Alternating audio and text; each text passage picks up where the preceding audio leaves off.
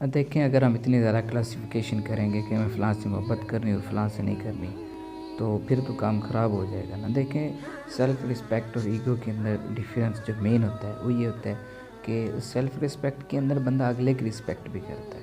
جو بندہ دوسرے کی جو بندہ اپنی عزت کرنا جانتا ہے وہ دوسرے کی عزت ضرور کرے گا، اور جو اپنی عزت کرنا نہیں جانتا وہ دوسرے کی عزت بھی نہیں کرے گا۔ اب ایگو کے اندر کیا ہوتا ہے؟ ایگو کے اندر یہ ہوتا ہے کہ بندے کو اپنی میں ہی نظر آتی ہے، اپنے سوا کچھ نظر نہیں آتا۔ لیکن سیلف رسپیکٹ کے اندر کیا ہوتا ہے؟ جس کو اپنی عزت کا پتہ ہے وہ دوسرے کی عزت کا خیال رکھتا ہے۔ اس لیے ہمیں کیا کرنی چاہیے؟ سیلف رسپیکٹ کرنی چاہیے، نہ کہ ایگو۔ کیونکہ جب ایگو پیدا ہوتی ہے تو دوسرے کی خوبیاں بھی نہیں نظر آتی، ہمیں دوسرے کو صرف خامیاں نظر آتی ہیں۔ کیونکہ جب ہم اپنے اندر اتنا ڈوب جاتے ہیں، اپنے اندر اتنا زیادہ مگن ہو جاتے ہیں، ہمیں اپنے سوا کوئی دوسرا نظر نہیں آتا۔ تو اس لیے سیلف رسپیکٹ کریں، نہ کہ ایگو کا شکار ہو۔